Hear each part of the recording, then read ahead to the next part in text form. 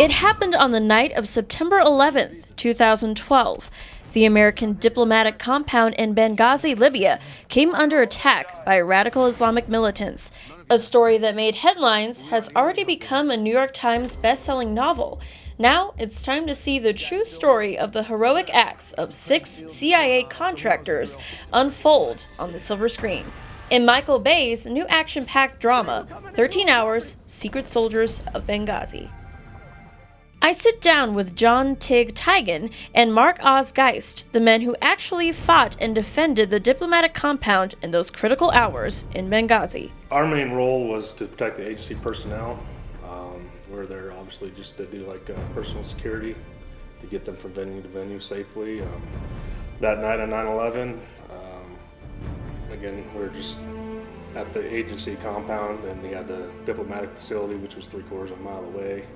We get a radio call, or actually a phone call, saying that they've been overrun. You know, we got ready to go. We were told to stand down. We got held up for about 25 minutes.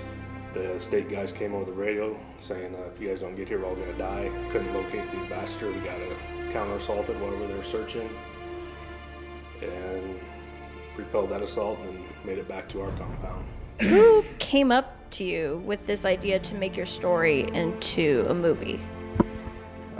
Really how it kind of came about was the whole writing of the book first is because the story itself had gotten hijacked by the politicians and started to get spun both the left and right to meet whatever agendas they had.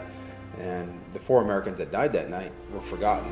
And luckily enough that Paramount saw and read the book and heard the story and had the same vision of honoring and representing the Americans that died that night the way that we felt was right. And I mean, it kind of just went from there. I mean, Michael Bay got on board. I think he was involved in it from the very get-go, and he also was instrumental in wanting to do this story and do it the right way. Max Martini plays you, and then Dominic plays you, John. So was it difficult for these actors to play this high-intensity role, and were there certain things that you really need to tell them how to do and how to portray you as the way you wanted to be portrayed? They were just constantly asking us questions, not really just about what we did that night, even about like our home life. Just, I think, encompassing our whole who we were. I mean, as you know, Max he wanted to know everything, not just about Benghazi, but you know, about me growing up and just me, which helps him build my character as to who I am. And just that attention to detail that these guys took to it was impressive.